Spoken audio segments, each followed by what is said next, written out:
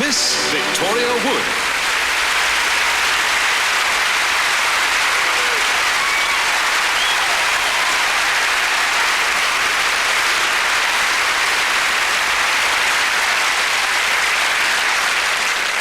Hello.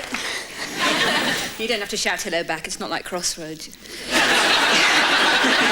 don't get any extra money for talking. Welcome to London Weekend Television. This is lovely Studio 1. This is the very studio where Michael Aspel interviewed Elizabeth Taylor. There's still a pool of nervous sweat by the back curtain. I don't know why she was so worried about meeting him. It's not a bad studio, actually. I was thinking that this afternoon when I was hoovering it. No, I had to. It was filthy. I complained. I said, there's no cleaner in these studios. They said, yes, there's that little man over there with a little mop of grey hair. I said, well, that's very unhygienic. You should use a proper mop. And I've got a horrible dressing room. I've got no curtains, just a festoon blind with a picture of Jimmy Greaves on it. I'm used to this, though. I never get a nice dressing room wherever I go. I did the Royal Variety Show a couple of years ago. They put me in the same dressing room with Frank Carson, Stan Boardman, Bernard Manning and Angela Rippon. Thank God she knows some filthy jokes. And I did the Edinburgh Festival, and they put me in the same dressing room with Rudolf Nureyev. But that was quite good, because I could sort of use his facilities, you know. I could watch his television, and I had to lie down in his hammock. I think it was his hammock.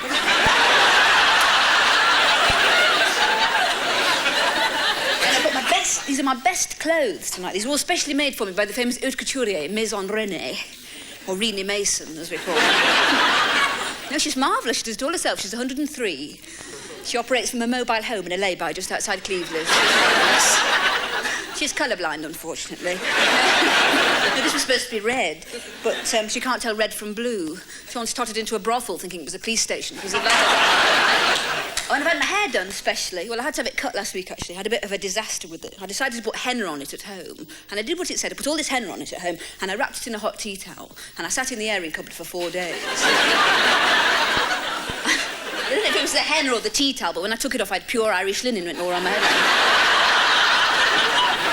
I've had quite an exciting journey to get to you. I flew here on the famous Manchester Shuttle. It's rather an old aeroplane. I had to go next to the rear gunner.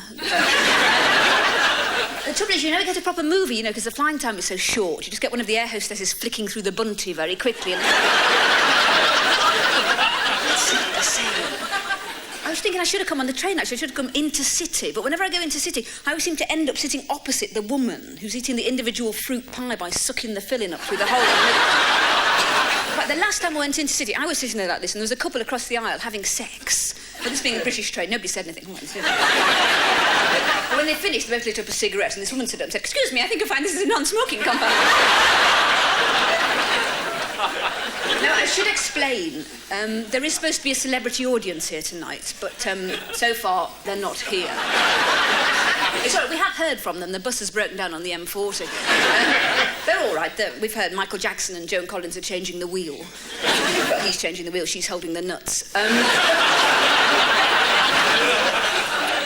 but we've not done bad here tonight. Who have we got? Some friends of Wincy Willis and some people from Guildford. Well, that's... They're all up there in the balcony, the people from Guildford. We don't show them because they're not famous. You haven't even had a cup of tea, have you? No. Whereas the celebrities, what have they had? Some old vol au vents left over from Child's Play. No, we've not done bad here. Who have we got? We've got some right honourables and at least one dame and a couple of old queens. They're round the back getting the paint off my pack-a-mac.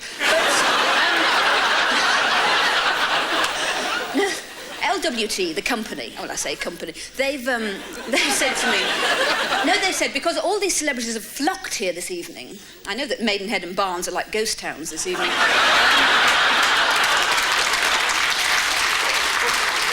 Because they're all here, they've asked me to involve them in the show in some way. Well, I've suggested a Beetle drive. It's not gone down. So the idea now is that they ask me questions, which I don't want to do. I'd rather ask them questions, wouldn't you? I'd love to go up to Cagney and Lacey and say, why don't you get that washroom redecorated? It wouldn't take Harvey more than a couple of days. So I will now take questions from the floor. I don't mind what they are. They can be, you know, serious, thought-provoking, intellectual as you like. Yes, lady with the split ends. Can I have your question? 5 pences. Why? Well, I fancied a hot chocolate. No, I haven't. I've left my Peggy purse at reception and... Who are you, anyway? You shouldn't be up there with the people from Guildford. Oh, I'm sorry, I recognise you now. Thought I got a whiff of nappy sand coming across. Yes, it's my friend here. Yes, Miss Julie Walters, star of Educating Rita, Typhoo 1 Cup.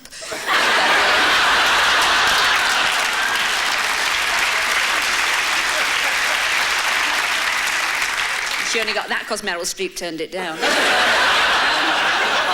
No, look, I know what. Let's have a question from someone dynamic and creative and a force to be reckoned with in television. Oh, no, let's skip that. Let's go straight on to Michael Gray. Michael. Do you really think there's any difference between men and women? The difference between men and women? I should think in your family there probably is, isn't there? The men smoke the cigars and the women wipe out the ashtrays. I think there's a difference. Yes, I think there is. I think physically there's a difference between men and women. I've never seen a man that looked good in a pinafore dress, I must say. Unless it was very, very plain with no bustards. I think the real difference between men and women, I think, is that men are much more hopeless at Christmas shopping. I think that's my definition. But you see them all on Christmas Eve, don't you? Panicking, running in and out of department stores, blundering about like moths looking for the lingerie department. Trying to buy French knickers for their wives without actually looking at them, touching them, or saying the word knickers. And they always chicken out, don't they? My really strong perfume for their wives because they think the wives will like it. And the wives don't like it, but they put it on because they think the men will like it. Then the men go around saying, does that blue bottle come back then? Now, let's have a question from someone who needs the exposure. Now, looking for pantomime this year, Celia? Celia Imrie, can I have your question, dear? Yes. Are you an art lover? Am I an art lover? I should say I am. I love pictures. I love pictures that tell a story. What are they called? Comics. I love them. Well, I was just saying I was in Boots. When I was in Boots, I was admiring their lovely oil paintings, of course, that they sell there. There were 2 on special offer. There was one of white horses running through the waves in the moonlight. That was it. There was another one of white horses saying they wouldn't go in, it looked too cold. I love painters. I love Constable, Rembrandt, Picasso. Though he didn't crane inside the lines as well as Rembrandt. Let me see, we've raised the tone now. We've raised the discussion on a sort of intellectual and cerebral plane. So I would like to ask a question. Can I have a question from Joan Bakewell? A fine mind, a keen intellect. Could I have your question, please? Yes, I'd like to ask you a rather serious intellectual question, if I may. Yes, you may. Do you think large bosoms are a handicap? I suppose she thought I couldn't manage a difficult question. She's slumming it, really, tonight, Joan, isn't she, here? Really. I suppose Mensa was shut, was it? Getting a new billiard table put in, is that it? It's a strange question. Do I think large bosoms are a handicap? I should say they were if you were a heavyweight boxer. Large bosoms would be a handicap. Well, they'd catch on the ropes, wouldn't they? I tell you what, there's not going to be any boxing soon on the television, or any wrestling. It's a man here is putting a stop to it. We're going to have more upmarket things on the television, like needlework and dressmaking. Well, it'll be the same, though, will it, of a Saturday afternoon, watching some big, fat, hairy man squatting over an embroidery frame. But my bosoms, well, they're not so much a handicap, it's more of a disappointment, really, mine, when I got them. No, because I wanted Meccano, and I got these. But they're a terrible thing to just get, you know, like I was in a class of about 35 girls, and suddenly, overnight, everybody had enormous bosoms and spots and really greasy hair. Like if we went swimming in the sea without caps on, they had to hose the seagulls down with fairy liquid. And suddenly, I didn't know what anybody was talking about, because suddenly everybody was talking about periods, and I didn't know what they were. People were talking about periods the whole time. And then teachers would say, come and see me next period. I said, what? Because the only thing I knew about them officially was that every so often the games mistress would come into the form room with a very red face with her divided skirts wagging up and down like this. She'd say, girls, when you get your period, don't come to me, go to the machine on the wall, put your money in, get the packet out, and there you are. And she'd go, I didn't know what she meant. So when it happened, I went to the machine on the wall, put my money in, got the packet out, ate the chocolate raisins, and... I'm going to put weight on. I was doing that every month. Can you imagine that? Well, it didn't matter being huge. Everybody in my class was enormous. They had to stop us doing cross-country running because we dented a viaduct going on the top. So everybody was on a diet the whole time, and we thought that yoghurt made you thin. So we used to eat yoghurt all the time. And we used to say, Sandra, if you're going up to town, get us a raspberry yoghurt.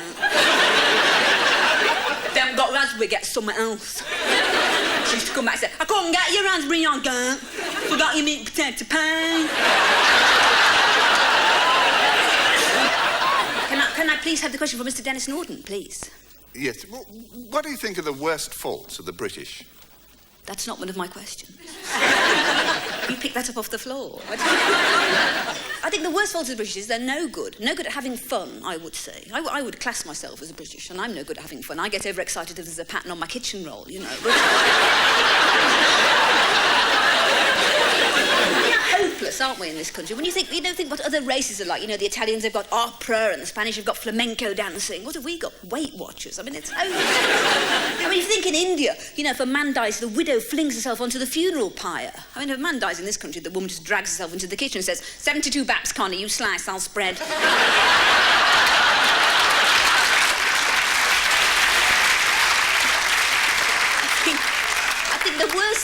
The thing that drives me mad about British people is that they drive too slowly. I mean, I live in the country, a little windy road. I cannot go anywhere in the summer without getting stuck behind a mystery tour. Now, a mystery tour in this case being two old gits in a Morris Minor. Why are they always in a Morris Minor? And why is it always brown? Why do they sit so low down in the seats? So when you're behind them, all you can see is a little pork pie hat and a rain hood. She's in the passenger seat, neither of them are driving. She's navigating, she's trying to direct him up a crease on the map. He's trying to get the top off the thermos. And they've got those stickers on the back window. We've seen the toilets at Longleat. I lost my dentures at Alton Towers. My other hat's a balaclava. And he's going about 12.5 miles an hour, because he had half a shandy 3 weeks ago, and he's going about 40. And you know, that any minute now, they're going to stop dead without warning or indicating or anything, because he only looks in his mirror to see if he's got his glasses on. They're going to stop dead, and they're going to take out 2 picnic chairs and set them up by a pile of loose chippings at the side of the road. And they're going to sit there for hours eating little bits of old potted meat sandwiches and old bits of Swiss roll out of different-sized Tupperwares. And they're going to spend all afternoon fitting the different-sized Tupperwares back into the boot. Like something out of the Krypton Factor. I think this country's just essentially dreary. I mean, I was just in hospital, and when I came out, I thought I'd go on holiday, and I thought I'd go camping in this country because I thought it would be healthy. And I'd heard that camping had got a lot better in the last 20 years. You know, you get nice tents now with landscape gardens and escalators, and granny flats and things like that. Because I went camping years ago with my boyfriend in this little green canvas thing that a scoutmaster had been arrested in 1957. And we only went away to sleep together. That was the whole point of going. And we always forgot that when the light was on inside the tent at night... Oh, well, you remember. I could never remember. You were silhouetted through the canvas. People used to call out encouragement from the other tent. Keep up a steady rhythm there. I should have known, because I've been camping before with the guides a few years before that. That's another dreary thing, guides. I was in the worst guide patrol in the whole world, Sycamore Patrol. We had about 3 badges between us. And we went camping, and Captain said for the first night's supper, our patrol had to bring some vegetables and something that could be easily heated up. So we brought some potatoes and some Carmen rollers. It was so competitive, this camping holiday with the guides. There was a big competition for the most interesting thing to be found in the woods. I think another patrol won that with a rare breed of woodpecker. I know we came nowhere with a man called Billy with all the buttons missing off his raincoat. And then I thought, no, I won't go camping. I thought I'll go to the seaside. I'll go to a little British seaside resort, you know, to one of those little bed and breakfast hotels on the prom. You know, the sort with the single beds and the candlewick bedspreads with the bald bits where people have picked it off. You know, there's nothing in the room. It's just a single bed and a pedal bin with a notice on it saying, "This is not a B-day." It's a sort of hotel where everybody's very inhibited and everybody feels obliged to eat their breakfast in complete silence. So all you can hear is a sort of terrible gulping of people trying to eat tin tomatoes quietly. You know the sort of hotel, I mean, they're always called the Braemar or the Loch Lomond. Well, they are in England. God knows what they're called in Scotland. The Stockport of the Manchester Ship Canal, I suppose. But they've always got these big notices outside boasting about what they've got. The Braemar, bed, breakfast and evening cocoa. Lift to all floors. And that's a lie. That's not a lift. That's the thing that takes the plates down to the kitchen. You could get one little old lady in if you folded her up. Hold on very tight now, Mrs. Armstrong. We're going down. And I thought there's nothing to do at the seaside in this country. I mean, sometimes there's something amusing to look at on the beach, isn't it? Like a Punch and Judy or a man trying to put his underpants on under a guest towel. But I think people in this country, they don't like to do anything. They really like to park their cars on the prom and sit there looking out through the windscreen. Or sometimes they'll drive to a beauty spot and they'll park and they'll sit there looking out through the windscreen. And I think if you took people like that somewhere really exotic, you know, like the Taj Mahal, and they didn't have their cars with them, They say, well, it looks very nice. I think it looked better with a tax disc and 2 windscreen wipers.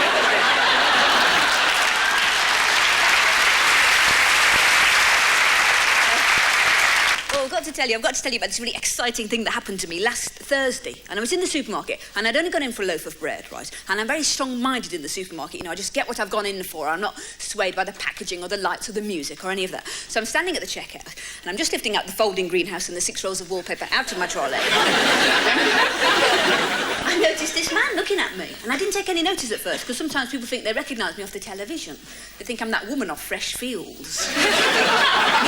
No, not Julia Mackenzie, the little fat one that lives next door.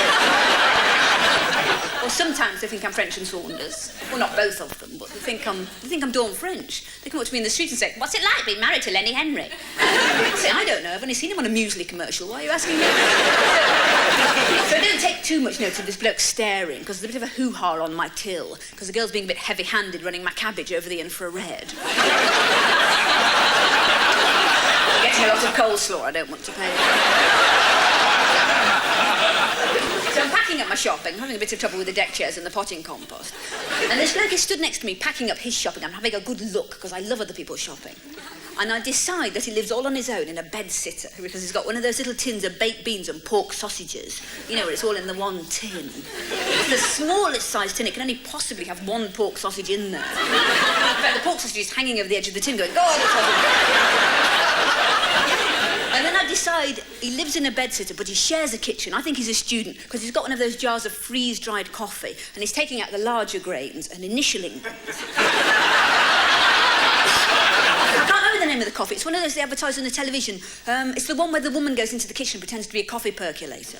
I hate that one. A friend of mine took that really seriously, and she went into her kitchen and pretended to be a dishwasher, a tumble dryer, and an extractor.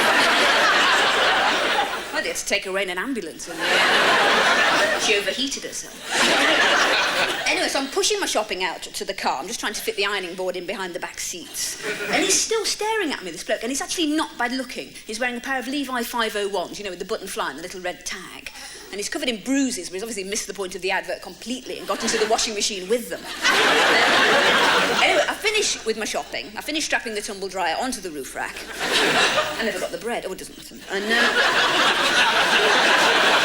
I think, well, because it's Thursday, I'll go and do a bit of late night shopping, you see. So I'm walking along our high street, looking in all the shop windows, thinking, would that fit me? Why would it? It's a building society. And our high street is really boring. You know, it's got banks all down one side of the street and burger bars all down the other. And they're all identical, these burger bars. They've all got the same menu outside, like quarter pounder, that's everything. Slimmer's burger, that's a burger and no bun.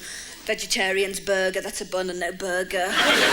Introvert's burger, that's just a serviette, but you don't like to say anything.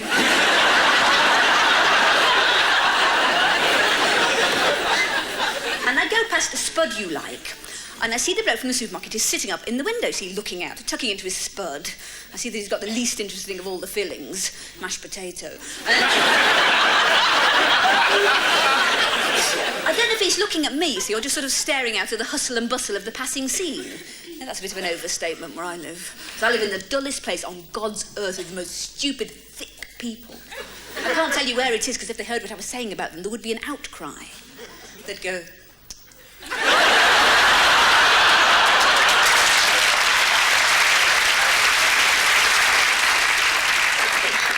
So I go past Spud You Like. Is that how you say it? I don't know how you say it. Spudulike. Anyway, that place. I go past there, and he picks up his shopping and he follows me out into the street. I think, well, this is a bit odd. So I go into Benetton, which is next door. I don't always spend any money in there, but I do like to go in and unfold things.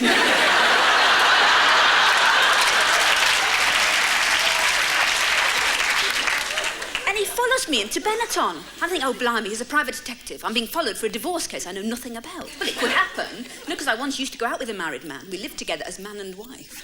No sex and a lot of argument. I think, well, just in case he is following me, I'll give him the slip. So I run out of the shop and I run across the road. It's a bit dangerous, just where the little man is flashing. I wish the police would move him on. I don't like to see it. And I run into our department store. And it's funny, whichever door you go into in a department store, it's always the leotard and handbag department. Why do they put them together? It's not like you ever bought a leotard and said, oh, now, let's get a handbag to go with. I don't know why people buy leotards anyway. I think they're the most unflattering things. I think the only good thing to be said about leotards is that they're a very effective deterrent against any sort of unwanted sexual attention. Because if you think, if you're wearing stretch knickers and stretch tights and a stretch lycra leotard, well, you might as well try and sexually harass a trampoline. It's almost worth letting them have a stab, I think.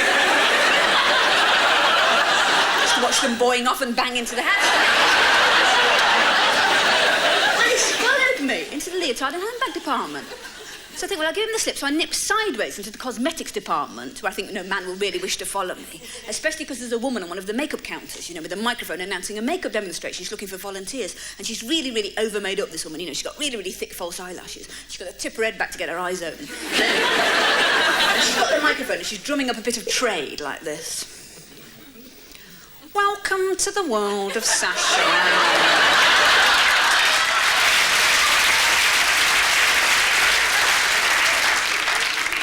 This is Madeleine speaking. I'm over by the escalators between the health bar and the toupees. Wendy and myself are just about to give a demonstration of Sasha Roll's new autumn range of cosmetics and skincare preparations. So if any lady would care to step up to the Sasha Roll counter, that's right, by the escalators between the health bar and the toupees, Wendy will be very happy to give that lady a free makeup. And I must stress that it is free, totally free of charge, whichsoever. Of course, any lady or gentleman wishing to purchase from the new Sasha Roll range, we have a special offer on special offer. A free gift coming to you free with any purchase worth £36 or more. Free gift comprising of suede effect pochette, hat to the drawstring with handy size oddments, total in mouth blot, eye wipe and shimmering cleavage enhancer. So don't be bashful, ladies. All the Sasha Roll sales assistants are fully qualified in all aspects of makeup and beauty therapy, on the top of which Wendy comes to us with a diploma from the Geneva School of Sterilised Blackhead Popping.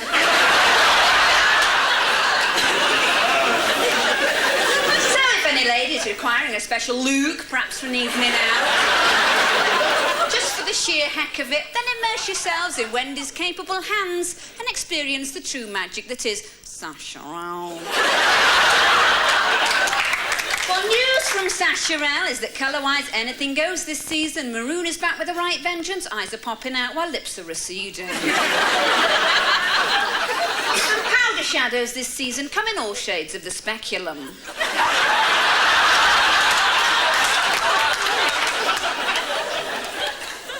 We've got all the time in the world here, ladies. We're just waiting for that one volunteer face to get that ball rolling. So course yourselves, please, over to the Sasha Roll counter, where Wendy has been panting to get her mitts round somebody's chop since gone 4. Is it Wendy that's putting you off? I must admit, it's not the most hygienic boiler suit you've ever seen. But she is doing an extra shift at the abattoir. I will admit Wendy does not have the Sasha Roll beauty therapist diploma as of yet, but she does come hot foot to us with her city and guilds in panel beating, bricklaying and cement work. I must also stress, by the way, that it is medically almost unheard of for Wendy's eczema and Wendy's ringworm to flare up at one and the same time in this way. So this is Madeleine asking for the last time for one frigging volunteer. Will you drag your bums up, please? In the magical pigging world of Sasha Roll, where Wendy is slavering to dredge up your true inner beauty by smearing your gobs with overpriced bits of grease. Nobody?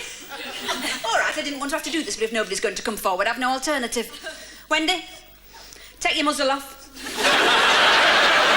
Fetch!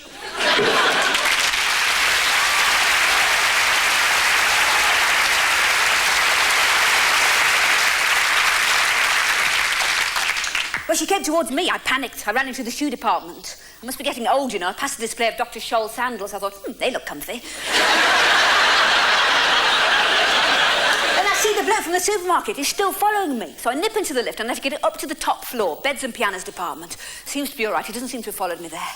And I'm skulking around looking at all these hideous beds. Some of them have got mirrors over the top. I said to the assistant, what are they for? She said, well, they're supposed to make sex more interesting. I thought, I bet they don't. I bet all over the country women are just lying there going, your bald patch is getting bigger. And then I hear piano music coming from somewhere. And I go towards the piano department. And there, seated at this little tiny white grand piano, is a big friend of mine, my very favourite cocktail pianist, Connie Mottershed. The Oscar Peterson of Widnes, we call her. Now, I know Connie really well because she plays and sings every night in our local cocktail bar, which is called the Manhattan. Now, this is Widnes's first cocktail bar, and some people feel it's a bit lacking in atmosphere, you know, because before it was the Manhattan, it was the Widnes Washateria. They've not had it redecorated yet. But the best... See, I like it. I like, you know, sitting up on a tumble dryer and sipping my tequila wash day. That's tequila, orange juice and fabric conditioner.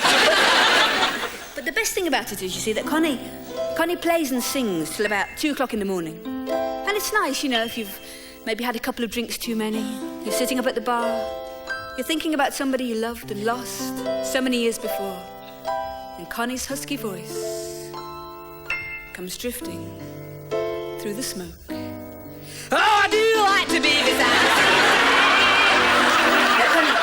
Connie's actually a very, very talented singer-songwriter. How can I describe her if you've never heard her? She's such a mixture of Barry Manilow, Suzanne Vega and Carly Simon. She's got a big nose, a headscarf, and she get a whole wagon wheel in her mouth without biting it in two. But she's been around, has Connie. She's been around. And her songs reflect that. It's one about Aberystwyth. But she's been in love. And she's been hurt. It's over. We've missed the bus. Nice idea, but not for us. We didn't click, let's make it quick and say goodbye. Don't hold my hand and don't demand a reason why. No loving looks, no fond regards. Tonight was always on the cards. I like big muscles, you were thin and lanky. I like nice manners, you were far too cranky. You blew your nose and then looked in your hanky. Things would never have worked. The day I met you was a real heart-wrencher. I thought that love would be a big adventure. Then saw the spinach on your bottom denture. Things would never have worked. I wanted champagne and oysters, 'cause that's the way I am. You gave me Vimto, tinned carrots and spam. Rapport's a thing you just can't manufacture. You had your pin-up girl, I couldn't match her. I didn't want to, it was Mrs. Thatcher. Things would never have worked. I wanted love to come and knock our blocks off, but even Venus takes her card and clocks off. Your idea of foreplay was to take your socks off. Things would never have worked. I wanted moonlight and roses and all that silly tosh. You wanted gerbils, a whippet, a wash. I wanted love poems, but you couldn't write them. My earlobes nibbled, but you wouldn't bite them. You'd only fart and then attempt to light them.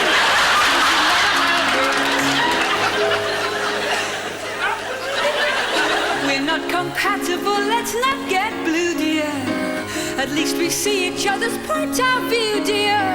I like big hunky men, and so do you, dear. Things will never have worked.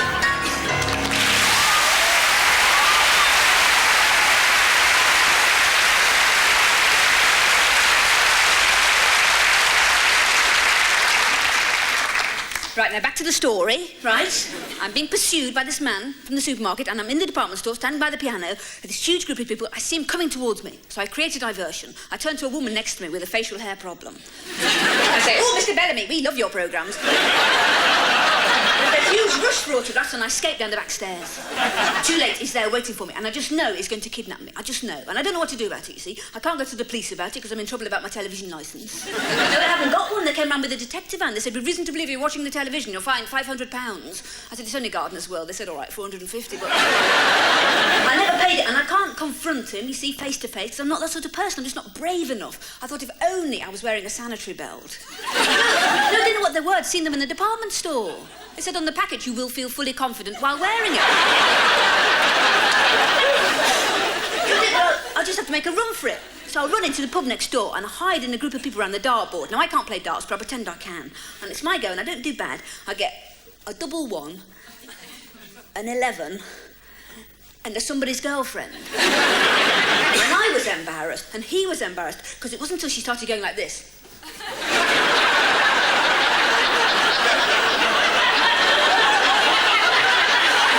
Everybody realised he'd been going out with an inflatable woman.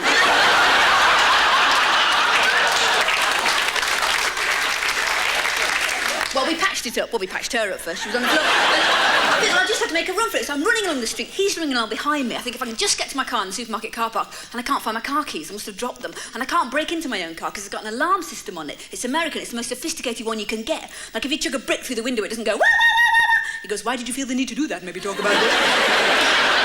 So I'm running along the street. He's running along behind me. Everything's shut by this time. I can just see one light down the end of the street. Just for once, our theatre, the Theatre Royal, is open. The light's streaming out onto the pavement. It's buzzing with people. It's the opening night of something I've never heard of, a farce called Whoops, There Go My Bloomers. I think, well, any port in a storm, so I nip in. I get the last seat in the house. I go to the box office. She said, it's £7.50 for the last seat in the stalls, or for £2.50 you can have a banquette. I haven't got time. What do you mean? I said, I don't know you anyway. So I go in, I'm sitting in the stalls, ready for the opening night of Whoops, There Go My Bloomers, and I can't see anything because I'm stuck behind this enormous woman. I can't see anything except her dandruff. So I put my 20p in the slot, get my little red binoculars out. It's better, I can see her dandruff a lot better. So, but in the end, I got quite bold because I thought I'm not going to enjoy myself. So I tapped her on the shoulder. I said, I'm sorry. I said, would you mind taking your hat off? She said, no. I still couldn't see anything. She had this huge jacket on with padded shoulders. So I tapped her on the shoulder. I said, sorry, would you mind taking your jacket off? No, all right. I still couldn't see anything. I tapped her on the shoulder. I said, I'm sorry, would you mind losing 4 stone? Because it's very difficult. She's really cross. She whipped round. She said, I suppose you'd like to come and sit on my knee, would you? I said, well, I wouldn't actually, but don't think I'm running away from that side of my sexuality. So I've got her in front of me. I've got another woman behind me who appears to be munching through a roll of loft insulation as far as... Between the two of them, I may have missed some of the finer points of Whoops, There Go My Bloomers. But I'll try and describe it. You see, I never go to the theatre. I never see farces. You've probably seen a lot more farces than I have. You've probably all been in them, haven't you? I don't know. So I'll try and describe it. It seems to be the usual sort of thing. The curtain went up when there were some lights on and some people running about and shouting. And the audience is going, oh, look, people running about and shouting. And then they went off, those people, and some other people came on. In pyjamas, that's right. That was very funny, them having pyjamas on. People were aching with laughter at pyjamas. And then they went off, those people, and some other people came on with a vicar. That's right. That was very, very amusing. People were biting the back of the seat in front of me. Then there was a good bit. I thought there was a good bit where it all sort of stopped and I had an ice cream. And then it sort of started up again. And we reached what seemed to be the comic climax, as far as I could gather, of Whoops, There Go My Bloomers. Is there were some people over there in pyjamas whispering, and there were some people over there with a vicar shouting, and there was a man in the middle who was neither in pyjamas nor a vicar, but even more hilarious. He was in long johns and he came from Yorkshire. We've been carried away in ambulances at this. I expected a fit for talking about too much laughing. Well, just as we reached this hilarious point of Whoops, There Go My Bloomers, I see the bloke from the supermarket coming towards me along my row. Now, fortunately, it's taken me a long time to get to me, because people can't decide the best way of letting him by, you know. The full tipping up of the seat to the knees to the side, or the half-crouch clutching the quality street. So I've got plenty of time to nip out down my end of the row, and I run down the aisle, and I run through this big door marked private, which is full of usherettes going, oh, it'll do another week.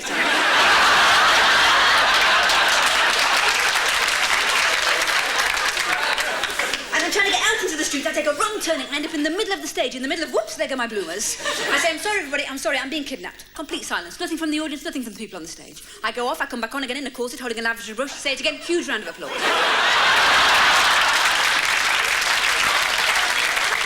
He comes running onto the stage after me. I hop up onto the mantelpiece. He trips over a commode, 2 bishops and a haggis. The buttons fly off his Levi 501s. His trousers drop, revealing a pair of novelty boxer shorts with a picture of Magnus Magnusson on the front. He turns his back on the audience, reading the legend, "I've started, so I'll finish." He gets a standing ovation, and down comes the curtain. Well, I turn to him, after we've taken a few bows and bouquets and offers of summer season at Bridlington. And I say, "Have you been trying to kidnap me?" And he said, "No, I was trying to give you your car keys back. You dropped them in the car park at the supermarket." I said, "Well, why didn't you say something?" He said, "Well, I didn't like you. I thought you were famous."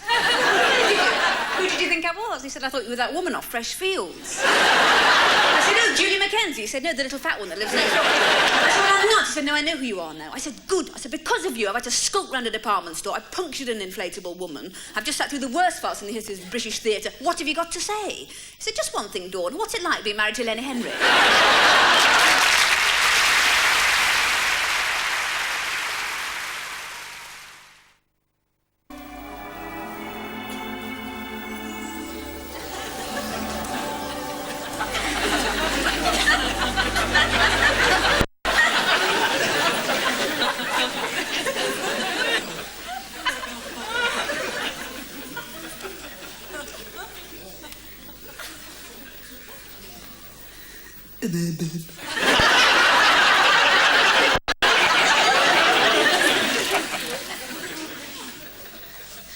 Hello.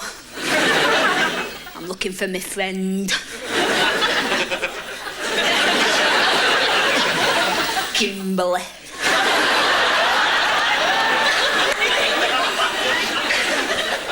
Have you seen her?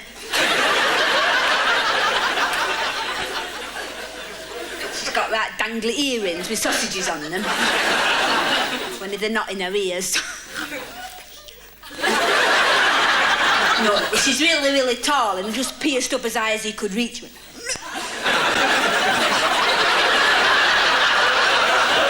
I've been waiting for her outside, but there are that big dog sniffing up at me espadrilles. I don't know what sort of dog it was. It was really, really woolly. It's that sort that usually has 4 wheels and a handle. We're having a day out, but we got separated. We said we'd meet up in here. We're having a great day out round town today. We've done a lot. Tried shoes on, had salad. It's our day off from the supermarket. You know, cheap save. We both work there. Kimberly chops meat, like big bits.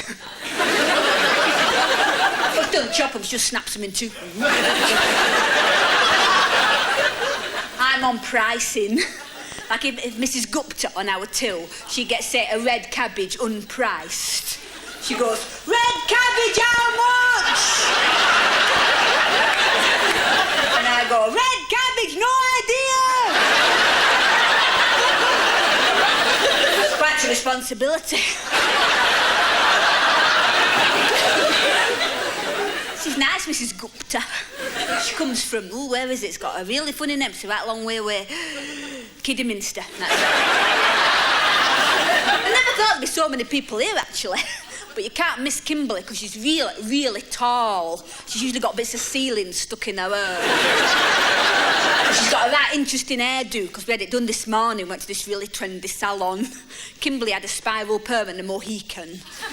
And I had my berry trimmed. Then we went to this really great boutique. We tried loads of things on, but Kimberly's like really, really enormous. So she had to buy the only thing that fitted. And it's not everybody that suits a cubicle. She hasn't got it on now, though. She's left it. She's having the doors taken up. Then we went to this really sophisticated French restaurant. There was a man playing the piano, just like Richard Clayderman, only quicker. And the waiter was gorgeous. He said to Kimberly, "Ooh, you've got lovely dimples in your cheeks." Well, they're not dimples. The holes where she had a kebab sideways. But he brought the menu all in French. Well, I don't know French. So I said, "Excuse me, what does this mean?" He said, "That's 10% service charge." I said, "I'll have that and some lettuce." And I had a cocktail. Well, I had half a shandy with an umbrella in it. But Kimberly was really, really naughty. Because she had 5 pints. 5 pints of sherry. Well, we had to leave soon after that. And I don't know why policewomen have to hold your elbows so tight. Oh, Kimberly was only playing the piano. You'd think they'd be right impressed anybody could play chopsticks with one nipple. Then we hung round outside the town hall for a bit. Kimberly sat down on the town hall steps till they started to sag in the middle. She had to get up.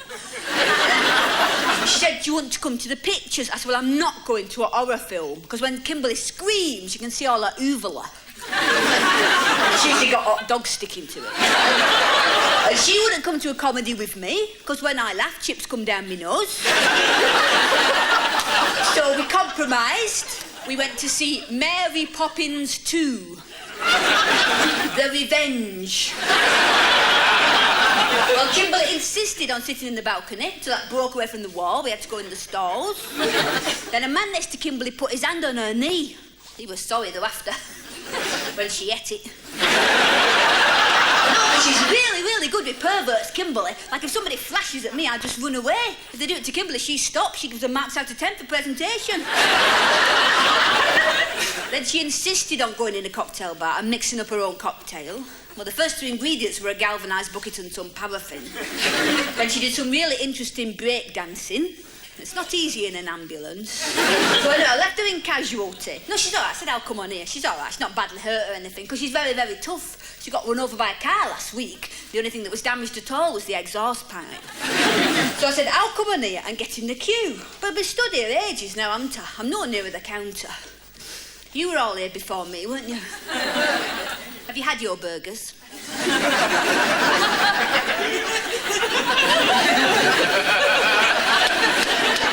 Pardon?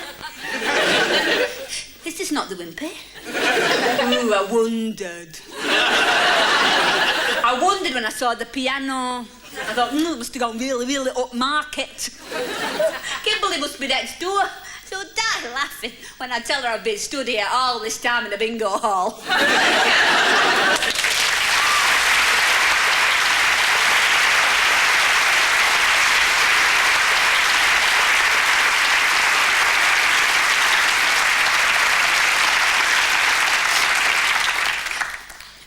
Sorry, can I just... We'll just do a little... Would you mind answering a few questions? Can I just... Oh, thank you, sir. Oh, that is kind of you, sir. I saw you coming along the street with your little fur hat on. I thought I wouldn't bother with him, Deirdre. He looks quite a twit and a half. No, it's just a little survey. No, we're not selling anything. No, it's totally bona fide. Just a few questions. I hope you don't mind. I know I would. No, it's just a little survey. No, we're not selling anything. No, here's my ID. Oh, no, that's my breakfast. There's my ID. Yes, I do look rather startled, don't I? I was taken in a photo booth and somebody had just poked an eclair through the curtains.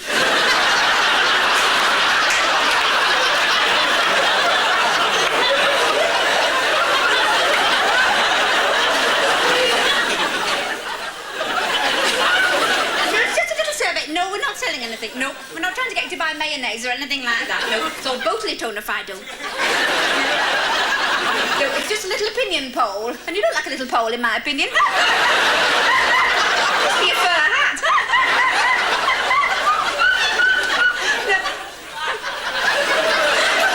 It's just a joke. We like to break the ice with a joke. Put it on my clipboard here. Break the ice with a joke. No, it's all anonymous. No, it's totally phonabado. No, the things I write down here go no further than the police and the Inland Revenue. It's another joke. Now I'm one short for the next person. No, it's just a little survey. No, we're not selling anything. We're not trying to get you to buy mayonnaise or anything like that. Go doubly phonabado. Just a few questions then. Do you think unemployment has led to an increase in street violence or not? Do you think the standard of secondary education is better or worse than 20 years ago?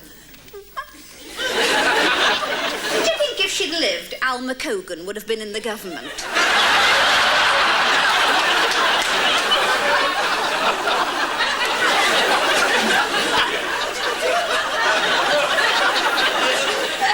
In the of a nuclear holocaust, do you think there would be survivors or no survivors?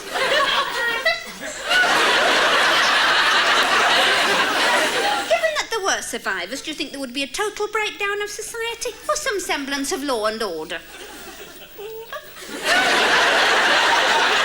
Just one more. Given some type of structured post-nuclear society, do you think people are more likely or less likely to be eating Hellmann's mayonnaise?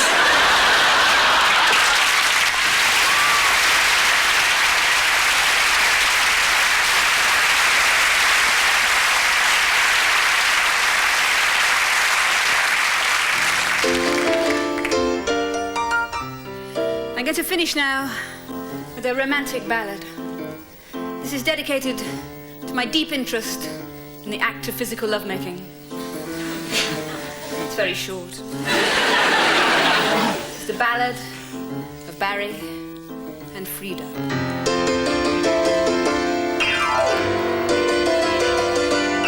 Ow.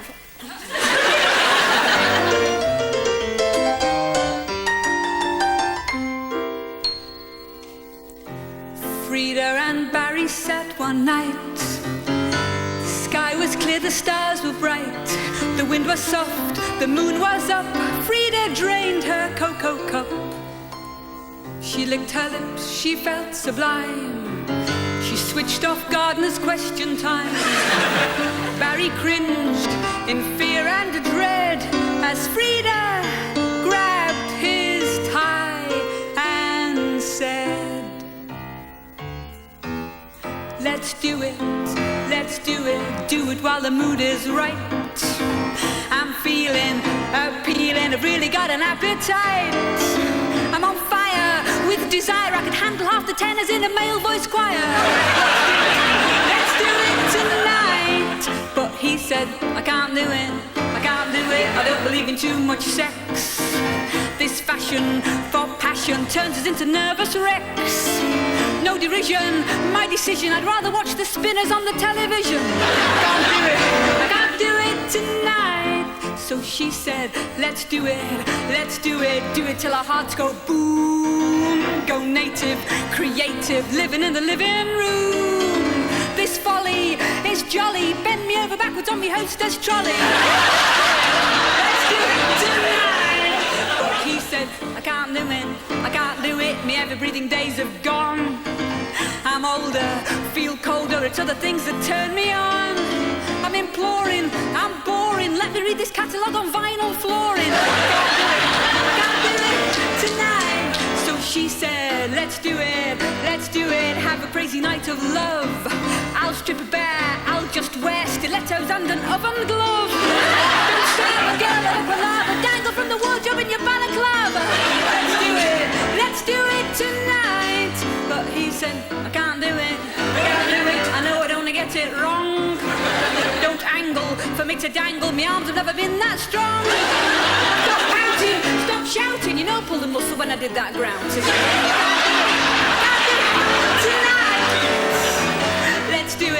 Let's do it, share a night of wild romance. Frenetic, poetic, this could be a last big chance.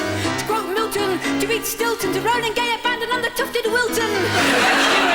Let's do it tonight. I can't do it, I've got other little jobs on hand. Don't grouse around the house, I've got a busy evening planned. Stop nagging, I'm flagging, you know as well as I do that the pipes won't lagging. I can't do it tonight. Let's do it while I'm really in the mood. 3 cheers, it's years since I caught you even semi-nude. Gymnastic, wear your baggy white fronts with a loose elastic. Let's do it tonight. I can't do it, I must refuse to get undressed. I feel silly, it's too chilly to go without me thermal vest. Don't choose me, don't use me. Mother sent a note to say you must excuse me. I can't do it tonight. Let's do it, I feel I absolutely must. I won't exempt you, want to tempt you, want to drive you mad with lust. No cautions, just contortions, smear an avocado on me lower portion. I can't do it, not my cup of tea. I'm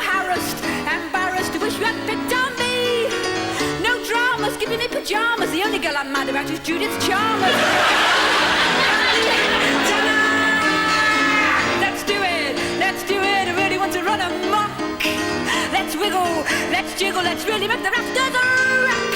Be mighty, be flighty, come and melt the buttons on me flame